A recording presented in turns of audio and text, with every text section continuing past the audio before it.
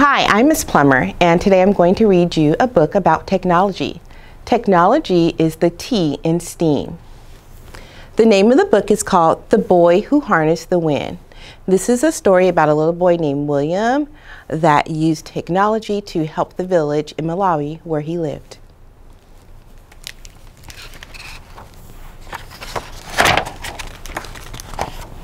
In a small village in Malawi where people had no money for lights, nightfall came quickly and hurried poor farmers to bed.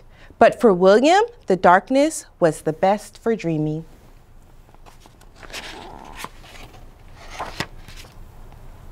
He dreamed of building things and taking them apart, like the trucks with bottle cap wheels parked under his bed and pieces of radios that he'd crack open and wonder, if I can hear the music, then where is the band? His grandpa's tales of magic also whispered in the pitch black of his room, which planes passed through the window while ghost dancers twirled around the room as if 100 men were inside their bodies.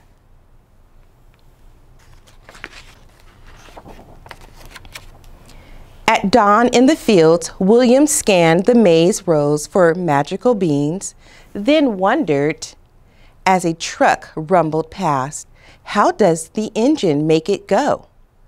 Pay attention where you throw that hoe, his father shouted. You'll cut off your foot.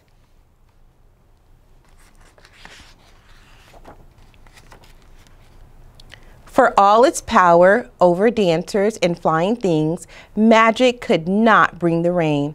Without water, the sun rose angry each morning and scorched the fields, turning the maize into dust. Without food, Malawi would begin to starve.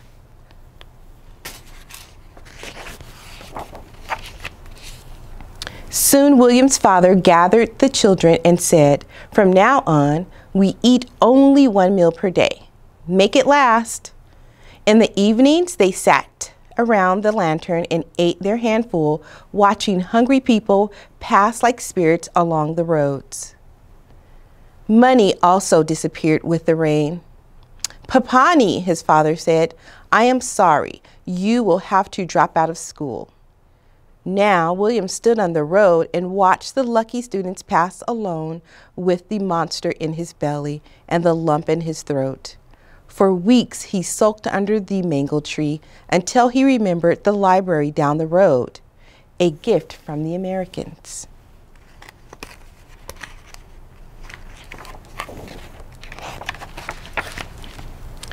He found science books filled with brilliant pictures. With his English dictionary close by, William put together how engines move those big trucks and how radios pulled their music from the sky. But the greatest picture of all was a machine taller than the tallest tree with blades like a fan. A giant pinwheel, something to catch magic.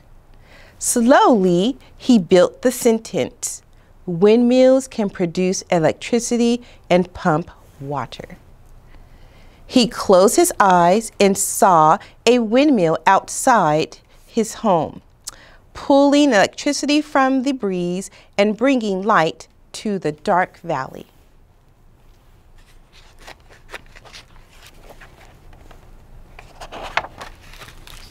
He saw the machine drawing cool water from the ground, sending it gushing through the thirsty fields, turning the maize tall and green. Even when farmers' prayers for rain went unanswered, this windmill was more than a machine. It was a weapon to fight hunger. "Magasti Attenfero," he whispered, "I will build electric wind."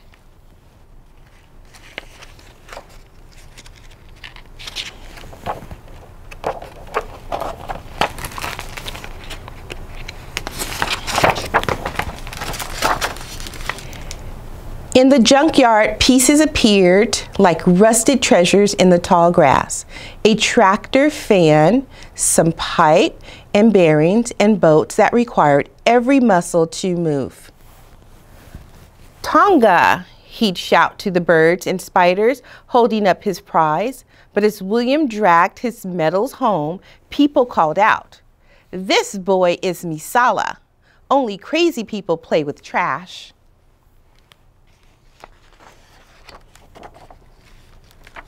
After many weeks, William arranged his pieces in the dirt.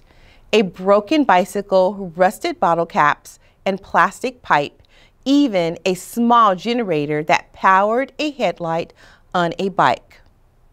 For 3 days, he bolted, banged, and tinkered while chickens squawked and dogs barked and neighbors shook their heads, saying, "What's Misala doing now?"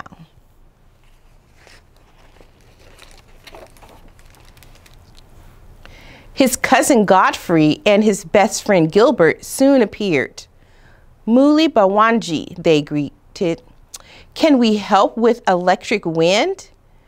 "Grab your pangas and follow me," he said, and took them into the forest. Together they swung their sharp blades into the trunks of blue gum trees, then hammered them together to make the tower. Standing atop, William shouted, "Bring it up!" While the boys tugged and heaved, a crowd gathered below and gazed at the strange machine that now leaned and wobbled like a clumsy giraffe. Some giggled, others teased, but William waited for the wind.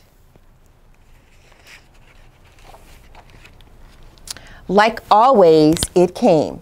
First a breeze, then a gusting gale. The tower swayed and the blades spun around.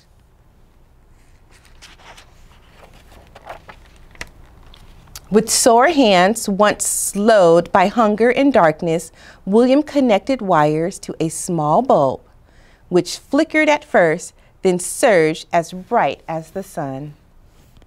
"Tonga," he shouted, "I have made electric wind."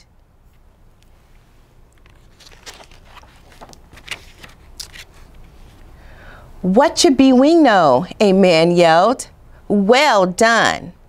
As the doubters clapped and cheered, William knew he had just begun. Light could not fill empty bellies, but another windmill could soak the dry ground, creating food where once there was none. Majesty Amenhotep, electric wind can feed my country, William thought. And that was the strongest magic of all.